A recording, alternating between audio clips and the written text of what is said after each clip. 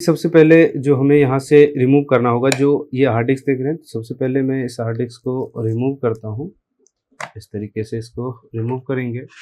Then यहाँ पे RAM लगा हुआ, तो इस रैम को भी हम यहाँ से रिमूव करेंगे। तो एक्चुअल में रैम खुलने का प्रोसेस दोनों साइड्स का ये लॉक होता है। इसको ओपन करेंगे तो इस तरीके से रैम आपका बाहर आ जाएगा।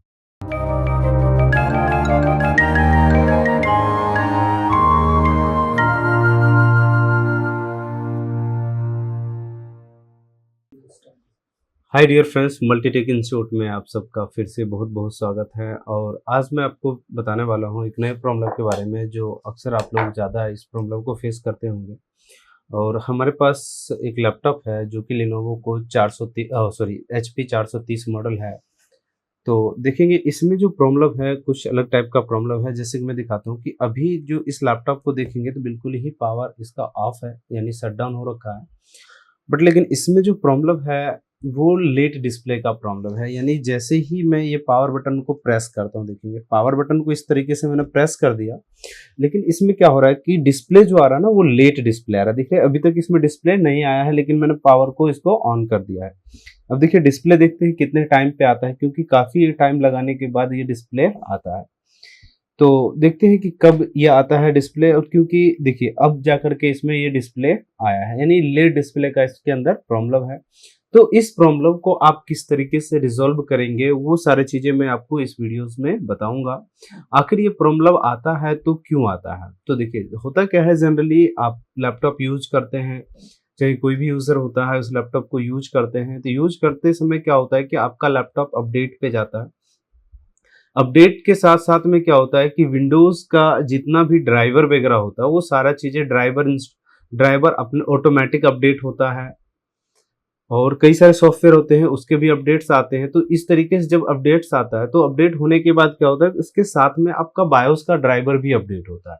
तो बायोस का जब ड्राइवर अपडेट होता है तो उस केस में क्या होता है कि बायोस की कुछ फाइलें अपडेटेड नहीं होने की वजह से ये प्रॉब्लम आता है, जो कि खास करके जो रीजन फाइल के अंदर से ये दिक्कतें आती है। जो कि ये प्रॉब्लम को आज मैं आपको बताऊंगा कि किस तरीके से रिजॉल्व करेंगे। तो देखते हैं इस वीडियो में। सबसे पहले तो या आपके पास इस केस में प्रॉब्लम, या किसी इंजीनियर से आपने इस लैपटॉप को रिपेयर कराया है या किसी ने किया है, जिस वजह से कई कई बार होता है कि बायोस उसने प्रोग्राम किया और इस प्रोग्राम करने के बाद सही फाइलें नहीं होने की वजह से भी ऐसा प्रॉब्लम फेस करने को आपको मिलता है। तो आज मैं एक्चुअल में इसमें डालूंगा जो सही फाइल है, इस फाइल को रिपेयर करूंगा।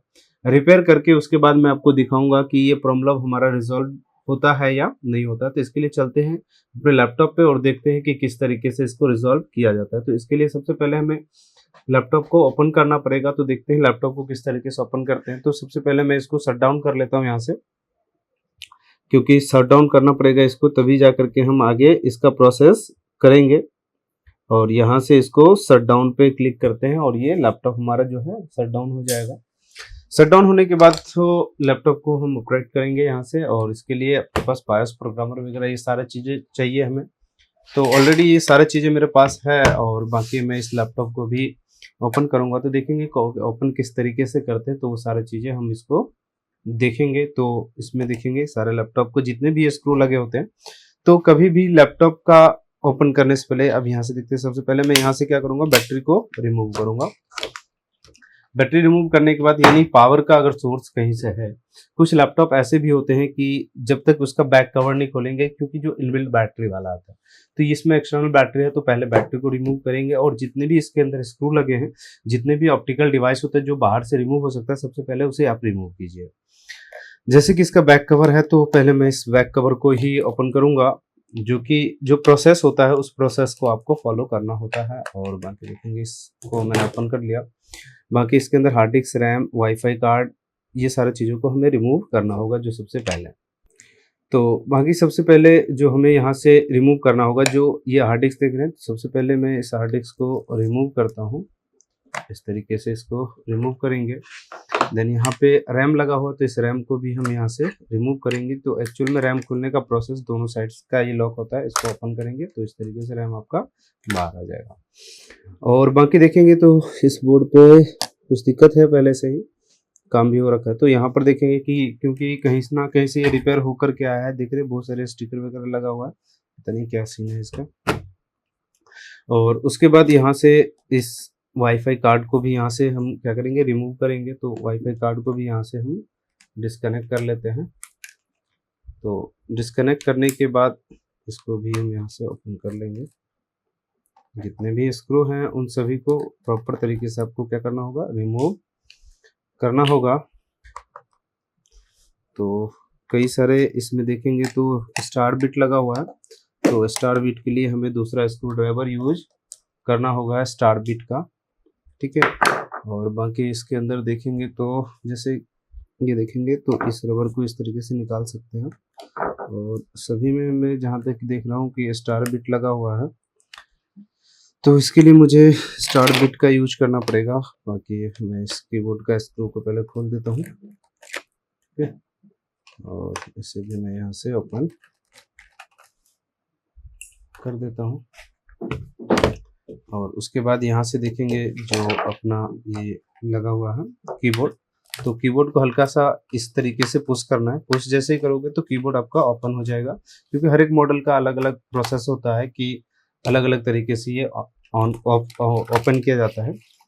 तो यहाँ पे ये कीबोर्ड का कनेक्टर जैसे देख रहे हैं, तो इस कनेक्टर को भी इस तरीके से अनलॉक करके और इसको बाहर कर सकते हैं आप, तो ये कीबोर्ड आपका ओपन हो जाएगा। बाकी यहाँ पे ऑन ऑफ स्विच का है, तो इसका कनेक्टर को भी आप इस तरीके से इसको यहाँ पे रिमूव कर सकते हैं। बाकी इसका कनेक्टर देखेंगे यहाँ पे एक्सटर्नल जो यूएसबी का लगा होता है उसके लिए भी एक कनेक्टर होता है, तो इसको ओपन करेंगे। और ये ब्लू वाला जो होता है ना, इसको प्यार से आराम से पकड़ के बैक साइड में इसको कर लेना होता है, जिससे कि आपका आराम से ये ओपन हो जाएगा, ठीक है। बाकी यहाँ पर देखेंगे तो टच पैड का भी कनेक्टर है, तो टच पैड के कनेक्टर को भी यहाँ से हमें बाहर निकाल लेना है इस तरीके से। तो इसको ओपन कर लेंगे। बाकी यहाँ पर देखेंगे तो ये स्पीकर का कनेक्टर है, देन एलवीडीएस केबल है, तो इसको भी मैं यहाँ से ओपन कर दिया हूँ। और इसको भी मैं यहाँ से इसको बाहर निकाल देता हूँ, ठीक है। निकालने के बाद अब जितने भी स्क्रू है सारा कनेक्शन को हमने डिस्कनेक्ट कर दिया, और जितने भी स्क्रू हैं इन सभी स्क्रू को हमें क्या करना होगा, ओपन करना होगा। तो इसके लिए हमें स्टार बिट का स्क्रू ड्राइवर चाहिए होगा। तो देखिए मैं दूसरा स्क्रू ड्राइवर ले आया हूँ, तो इस स्क्रू ड्राइवर के जरिए मैं इसको यूज करूँगा।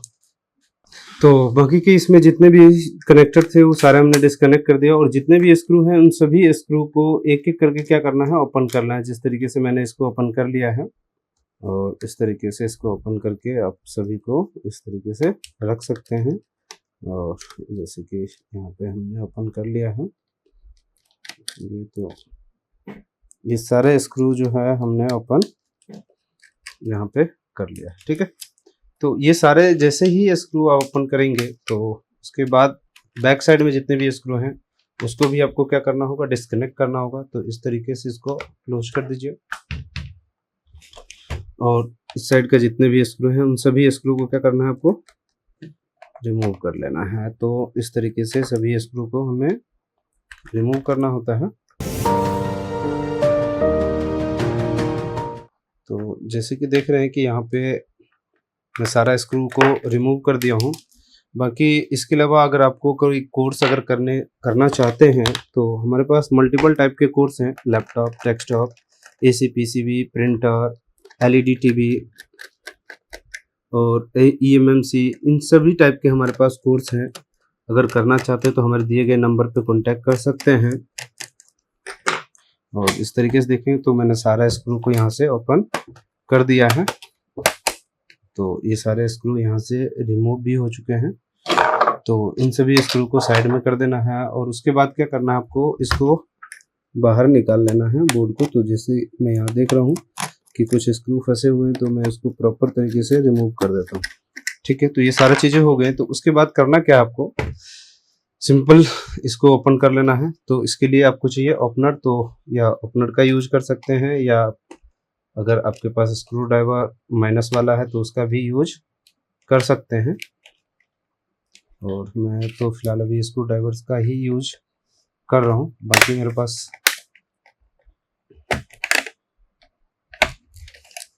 ठीक है। तो इस तरीके से आपको ओपन कर लेना है सभी चीज़ों को एक एक करके। देखिए इस तरीके से हमारा ये ओपन हो चुका है, और ये हमारा जो है लैपटॉप बाहर आ चुका है और ये है हमारा मदरबोर्ड। तो देखेंगे इस मदरबोर्ड में भी काफ़ी सारा डस्टिंग है, यानी बहुत दिनों से तो ये लैपटॉप ओपन नहीं हुआ है। उसके बाद देखेंगे डीसी कनेक्टर वगैरह है, तो इन कनेक्टर को भी डिस्कनेक्ट हम कर लेते हैं क्योंकि हम बोर्ड को बाहर निकालने वाले हैं। और इस बोर्ड को इस तरीके से बाहर निकाल लेंगे और इस स्क्रू को भी यहाँ से ओपन कर लेना, ठीक है। तो अभी 2-3 ही स्क्रू होंगे इसमें, तो उन सभी स्क्रू को ही हम रिमूव कर लेंगे। तो इस तरीके से इसको रिमूव करते हैं।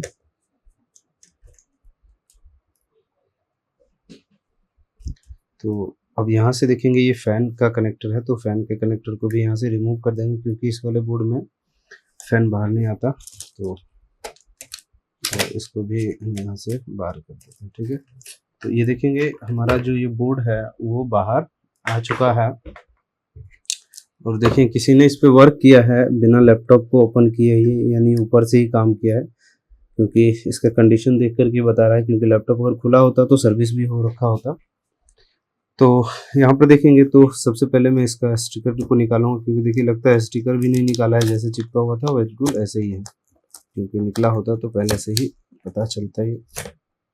और यहाँ से देखेंगे इसको इस तरीके से रिमूव करेंगे और रिमूव करने के बाद ये है हमारा बायोस चिप। तो मैं इसको भी खोल ही लेता हूँ जिससे कि आपको प्रॉपर तरीके से मैं चीज़ें दिखा पाऊँ। और सीपीयू का कभी भी स्क्रू खोलें तो क्रॉस में खोलें जिससे कि अच्छा रहता है सीपीयू को। और इसको मैं यहाँ से इसको ओपन कर देता हूँ इस तरीके से, ठीक है। और यहाँ पर देखेंगे तो ये हमारा बायोस चिप है, जो कि ये बायोस चिप लगा हुआ हमारा, और इस बायोस का जो रीजन फाइल है उस रीजन फाइल के अंदर दिक्कत है। तो सबसे पहले हम इस बायोस को यहाँ से क्या करेंगे, रिमूव करेंगे। और इस बायोस का अगर दूसरा फाइल आप डाउनलोड करके या तो डायरेक्टली दूसरे फाइल को इसमें अपडेट कर सकते हो आप, अदरवाइज आप इस बायोस को एडिट कर सकते हो या रीजन फाइल को आप चेंज कर सकते हैं, तो उस कंडीशन में आपको प्रॉब्लम सॉल्व हो जाएगा। तो फिलहाल मैं आपको बताता हूँ कि न्यू फाइल कैसे डालते हैं, और अगर कोई फाइल को एडिट करना है, उसको सही करना है तो किस तरीके से एडिट करेंगे, वो सारी चीज़ की भी बात हम करेंगे। तो इसके लिए हमें चलना पड़ेगा लैपटॉप पे, और सबसे पहले हमें तो इसका बायोस को रिमूव करके इसका बैकअप लेना पड़ेगा। बैकअप के साथ फिर मैं आपको बताऊंगा कि इसको किस तरीके से आपको करना है। तो चलते हैं लैपटॉप पे और देखते हैं। तो सबसे पहले इसको बायोस को रिमूव करना होगा, तो इसके लिए हमें अपने सेटअप पे जाना पड़ेगा और देखना पड़ेगा। तो इसमें देखेंगे तो इस तरीके से पेस्ट का मैं इस पे यूज कर रहा हूँ, और इसका क्या करेंगे, यहाँ से इसको रिमूव करेंगे, ठीक।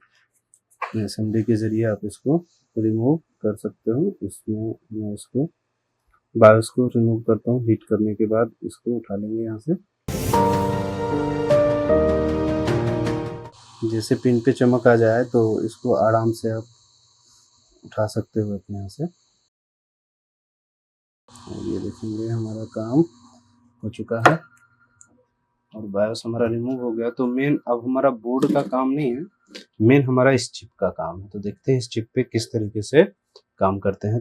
तो यहाँ से देखेंगे तो इस बायोस चिप को हमने ऑलरेडी पहले निकाल लिया है यहाँ पे, और बाकी यहाँ पर देखेंगे किस तरीके से करेंगे। तो हमारे पास एक प्रोग्रामर होना चाहिए, जो कि हमारे पास ये प्रोग्रामर है, यूनिवर्सल प्रोग्रामर है H, और ये हमारा प्रोग्रामर हो गया, और इसका ये हमारा केबल हो गया, और एक बायोस को रीड करने के लिए इसका एक कनेक्टर चाहिए, जो कि हमारा कनेक्टर हो गया। और यहाँ से देखेंगे यहाँ पे इसको साइड में रखेंगे, और ये केबल है, इसको आपको यूएसबी में लगाना होगा, जो कि देखेंगे यूएसबी पोर्ट इधर तो है ना, तो इधर में लगाता हूँ। और ये आपके पास इसको कनेक्ट कर लेंगे इसमें, ठीक, कनेक्ट हो जाएगा। और ये जो बायोस हमारा पुराना वाला है, तो इसको मैं इसे डब्बे पर रख लेता हूँ। ये बायोस हमारा है जो इसको हम यहाँ पे यूज करेंगे, ठीक है। यूज करने के बाद पहले जो इसमें पहले से जो पुराना फाइल है उसको हमें क्या करना होगा, बैकअप लेना होगा। बैकअप लेने के बाद फिर इस फाइल के अंदर हमें चेंजिंग करनी पड़ेगी, तभी जाकर के हमारा प्रॉब्लम ये रिजॉल्व होगा। तो इसको यहाँ पे कनेक्ट कर देंगे, ये लॉक हो जाएगा यहाँ पे और ये कनेक्ट है। तो अब बाकी देखेंगे, यहाँ पर पहले आपको इसका सॉफ्टवेयर यूज करना पड़ेगा, जो कि हमारा जो प्रोग्रामर है RT809H का प्रोग्रामर है। तो मैं H को यहाँ से ओपन करूँगा और उसके बाद देखेंगे यहाँ से जैसे ये H ओपन होगा तो फिर इसके अंदर हमें इसको रीड करना होगा। और सबसे पहले जैसे ही आपका फर्स्ट विजार्ड ये ओपन होता है तो स्मार्ट आइडेंटिफाई स्मार्ट आईडी पे आपको क्लिक करना होगा। बायोस 1.8 वोल्ट का है, तो इसको मैं यहाँ पे क्लिक करूँगा तो यहाँ पर देखें 2 पिन का एरर दिखा रहा है कि ये सही से लगा हुआ नहीं है। तो इस बायोस को आपको सही से एक बार लगाना होगा, क्योंकि कई सारे इस पे बायोस लगाते हैं तो उस कंडीशन में दिक्कतें आ जाती हैं और नहीं होगा तो फिर मुझे इसको क्लीन करना पड़ेगा। तो ये देख रहे हैं कि बायोस का पिन जो है प्रॉपर डिटेक्ट नहीं कर रहा है, तो मुझे इसको थोड़ा सॉकेट को क्लीन करना पड़ेगा, क्योंकि ऐसा हो जाता है कि जब इसका यूज करते हैं आप और इसको क्लीन नहीं करते तो पेस्ट की वजह से ये देख रहे हैं लॉक हमारा फंस जाता है और इसको केयर नहीं करने की वजह से सब हो जाता है कि बस। तो देखेंगे इसको अच्छी तरीके से क्लीन कर लेना है। और देखिए अब सॉकेट देखिए पूरा फ्री हो गया, क्योंकि मेन चीज़ें होता है टूल को यूज करना है तो टूल को भी साफ सुथरा करना पड़ता है। थोड़ा सा हमारे टूल में दिक्कत आ गया था तो इसको हम क्लीन कर लेते हैं, कोई दिक्कत वाली बात नहीं, 2 मिनट का काम है ये। अगर आपके टूल में भी ऐसा अगर प्रॉब्लम आ रहा है तो आप अपने टूल को भी इस तरीके से सही कर सकते हैं। देखिए अब हमारा ये टूल बिल्कुल सही हो चुका है। अब मैं इसमें इसका चिप को यूज करूँगा, तो देखेंगे इसको इस तरीके से फिर यहाँ पे लगा देंगे। तो उसके बाद मैं यहाँ पे इसको कनेक्ट कर देता हूँ।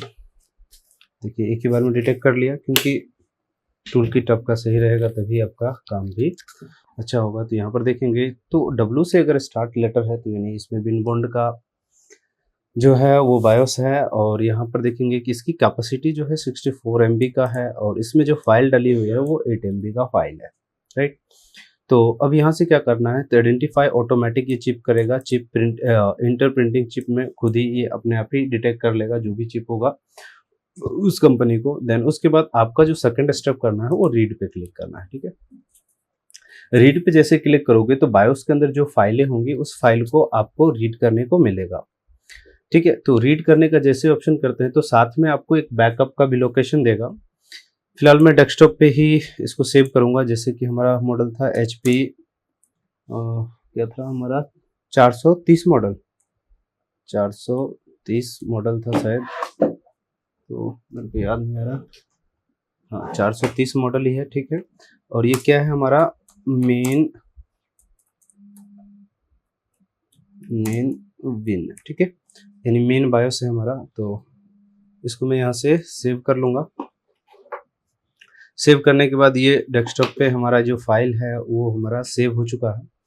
और नेक्स्ट तो अब देखेंगे जो फाइल हमने सेव किया है HP के नाम से, तो देखिए HP के नाम से ये फाइल हमारा जो है यहाँ पे विन आ चुका है और इसका जो साइज होगा वो 8 MB का ही होना चाहिए। देखिए 8 MB का फाइल है जो कि HP 430 मॉडल के नाम से सेव किया था, ठीक है।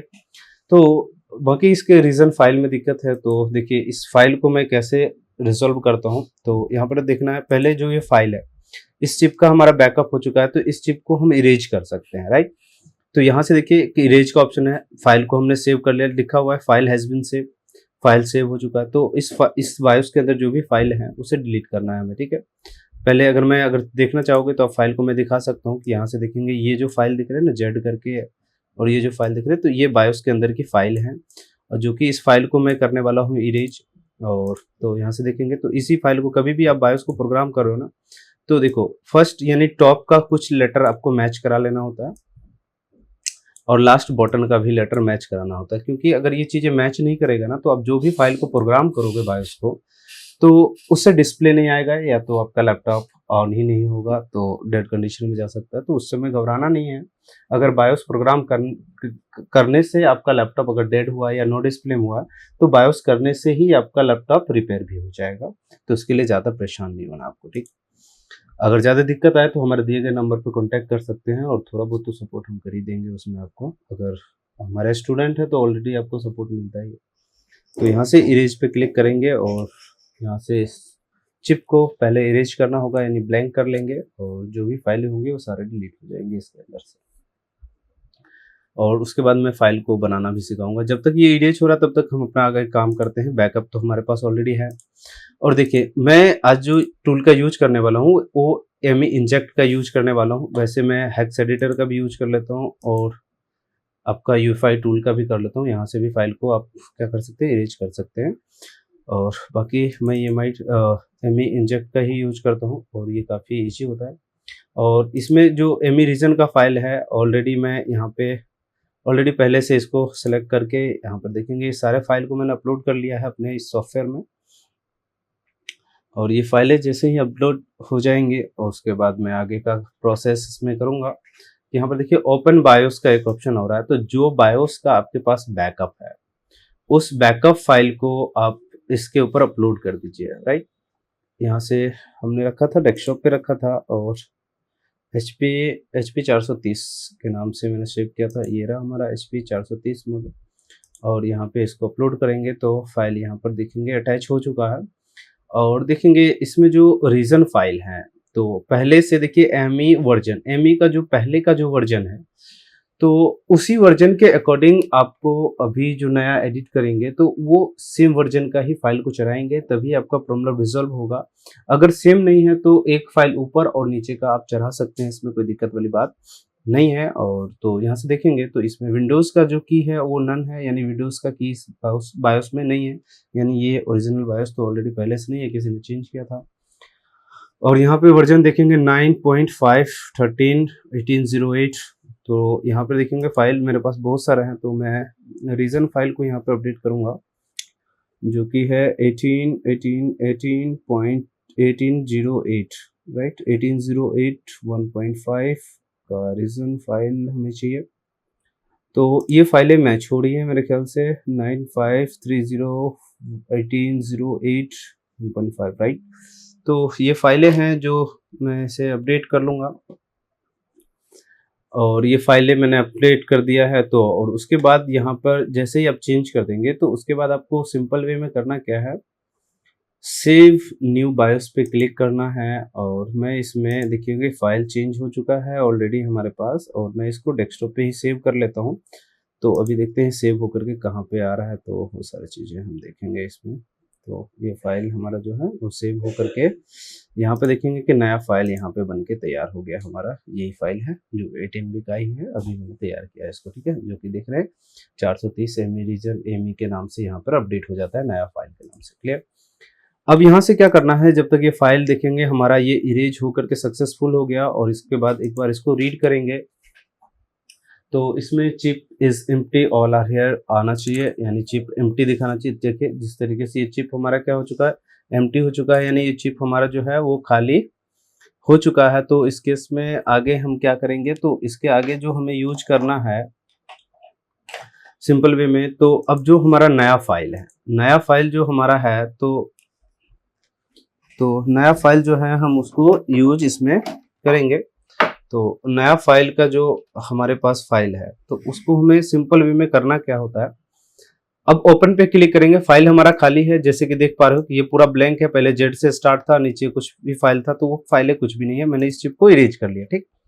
ओपन पे क्लिक करना है और जो आपने नया फाइल को आपने एमी के नाम से, ये देखिए हमने नया बनाया है अभी, तो ये क्या कर रहा है, इसको फाइल को सिलेक्ट करना है, ओपन पे क्लिक करना है, file has been loaded check someone, तो ये चीजें आ चुका है। तो ये फाइल जो हमने अभी सिलेक्ट किया था वो फाइल हमने ये सिलेक्ट किया है अभी, जैसे कि आप देख रहे हैं, और ये लोकेशन बता रहा है कि कौन से डेस्टिनेशन से अपने फाइल को उठाया, तो वो सारी चीजें आपको यहाँ पर दिखा रहा है। तो अब यहाँ पे देखेंगे तो यहाँ से क्या करना है, आपको राइट का एक ऑप्शन मिलेगा, तो यहाँ पे आप इस फाइल को राइट कर दीजिए और देन उसके बाद इस बायोस को दोबारा से लगा करके आप चेक कर सकते हैं कि आपके लैपटॉप का जो प्रॉब्लम था वो रिज़ॉल्व हुआ या नहीं हुआ। तो वो सारी चीज़ें देखेंगे, फिलहाल अपडेट हो जाए तो उसके बाद हम चेक करेंगे इसको कि ये प्रॉब्लम हमारा रिज़ॉल्व हुआ है या नहीं हुआ है। फिर बाकी बायोस को लगाएँगे, फिर पता चलेगा। आगे देखते हैं, 2 मिनट का काम और रह गया है हमारा, तो ये फाइल अपडेट हो जाए तो फिर आगे का हम प्रोसेस कर सकते हैं ईज़ी वे में। तो देखते हैं प्रॉब्लम हमारा रिज़ॉल्व होता है या नहीं होता।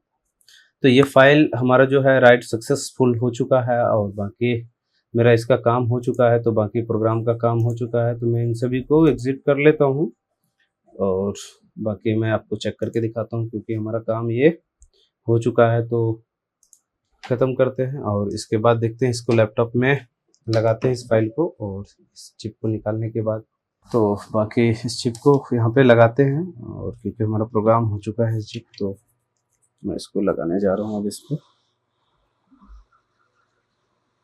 और 1 नंबर पिन देख करके आप लगाए, नहीं तो गलत जगह लगा देंगे तो दिक्कत करेगा।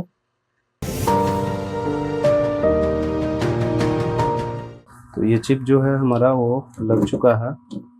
बाकी हम इसको चेक करेंगे और देखेंगे कि हमारा जो ये प्रॉब्लम है वो रिज़ॉल्व हुआ या नहीं हुआ है। बाकी देखिए हमारा प्रॉब्लम तो रिज़ॉल्व हो ही गया होगा। तो देखेंगे जिस तरीके से हमने इसका बायोस का प्रोग्राम कर लिया, तो बाकी अभी इसमें क्या करना है कि जो हमने रैपर निकाला है तो उस रैपर को पहले लगा लेते हैं इसमें, और उसके बाद देखते हैं कि हमारा काम हुआ या नहीं हुआ है। तो इस कंडीशन में देखेंगे कि हमारा काम हो रखा है या नहीं हुआ है। तो यहाँ पे क्या करेंगे, हीटसिंक को लगाएंगे पहले। हीटसिंक लगाने के बाद इसको देखेंगे, यहाँ पे मैं इसको भी स्क्रू को निकालेंगे। हमेशा क्रॉस में लगाइए स्क्रू को, जिससे कि अच्छा रहेगा आपके लिए। तो यहाँ से देखेंगे ये स्क्रू भी फिट कर दिया हमने ये। तो ये स्क्रू फिट करने के बाद, क्योंकि ये हमारा लैपटॉप है, तो ये लैपटॉप है तो इसमें हम इस बोर्ड को पहले फिक्स करेंगे और उसके बाद चेक करेंगे कि डिस्प्ले आया है या नहीं आता है। देखिए अगर बायोस करने से अगर सही से हो गया होगा तो आ जाएगा, अगर फाइल मैच कर जाएगा तो। अदरवाइज फाइल अगर मैच नहीं करेगा तो दिक्कत थोड़ी सी आ सकता है, क्योंकि उसके लिए कोई दिक्कत वाली बात नहीं है। तो बायोस से अगर दिक्कत हुआ तो बायोस से भी मैं इसको ठीक भी कर दूंगा, टेंशन मत लीजिए। बाकी जहाँ तक कि मेरा फाइल है, तो मेरा फाइल जितने भी इसमें मैं रखा हूँ सारा फाइल मेरा पास ओरिजिनल ही है, और क्योंकि सारा फाइल मैंने किसी न किसी लैपटॉप का बैकअप ले करके रीजन फाइल को मैं इकट्ठा कर रखा हूँ, जो ओके वाला होता है। तो इस वजह से मेरे ख्याल से ओके होना चाहिए। नहीं होगा तो फिर मैं दूसरा ऑप्शन भी है मेरे पास, जिससे इसको क्लियर कर दूंगा। पहले चेक कर लेते हैं। चेक करने के लिए हमें पहले इसमें रैम को भी लगाना पड़ेगा ना। तो रैम कहाँ गया मेरा, तो रैम हमारा ये है। तो इसमें देखिए ये रैम है हमारे पास, ये रैम को मैं इसमें लगा दिया यहाँ से। ठीक, रैम लगाने के बाद बैटरी भी लगा लेते हैं तभी ऑन कर पाएंगे ना, नहीं तो ऑन कैसे होगा ये। ठीक है, बैटरी को यहाँ से हम देखिए लैपटॉप है और ये हमने इसमें लगा दिया बैटरी को, और यहाँ से देखिए जैसे ही हमने बैटरी लगाया तुरंत ही क्विक डिस्प्ले आ चुका है हमारे पास। तो इस तरीके से जो हमारा प्रॉब्लम है वो रिजॉल्व हो चुका है। बाकी मैं दिखाता हूँ आपको। कहेंगे नहीं सर तो हमें वीडियो में बस ऐसे ही बना के दिखा देते हैं, लेकिन ऐसा नहीं है हमारे पास। क्योंकि मैं ऑन ऑफ स्विच यहाँ से इस लैपटॉप में के जो कैबिनेट है उससे मैं निकालता हूँ, और ये निकालने के बाद मैं आपको यहाँ से दिखाता हूँ। ये स्विच है, इस स्विच को मैं यहाँ पे लगाता हूँ। ठीक, ये लगाया, और यहाँ से मैं क्या करता हूँ, इस लैपटॉप को ऑफ करता हूँ। ठीक, ये लैपटॉप हमारा देखिए ऑफ हो चुका है, और इस लैपटॉप को हमने क्या कर दिया, ऑफ कर दिया। और यहाँ से देखेंगे जैसे ऑफ करता हूँ और उसके बाद जैसे ही ऑन करूँगा तो तुरंत ही डिस्प्ले आएगा। ये देखिए यहाँ से पावर बटन दबाया और ये देखिए डिस्प्ले हमारा जो है तुरंत ही आ चुका है। जो कि पहले जो टाइम था वो करीब 1 मिनट के अप्रॉक्स लगा रहा था, और जो हमारे पास प्रॉब्लम था, बाकी मैं हार्ड डिस्क वगैरह लगाऊंगा इसमें, तो हमारा प्रॉब्लम क्या होगा, रिजॉल्व होगा। यदि आपके लैपटॉप में भी अगर ऐसा प्रॉब्लम आता है तो आप इस तरीके से अपने प्रॉब्लम को रिजॉल्व कर सकते हैं। और कोई भी लैपटॉप होता है तो उसको इसी तरीके से आपको कर लेना है, उसमें कोई दिक्कत वाली बात नहीं है। अगर इसके अलावा और भी अगर कोई कोर्स करना है तो हमारे दिए गए नंबर पे कॉन्टैक्ट कीजिए। अगर अभी तक हमारे चैनल को सब्सक्राइब नहीं किया है तो प्लीज़ सब्सक्राइब कर लीजिएगा और हमारे बेल आइकन को ज़रूर प्रेस कीजिएगा।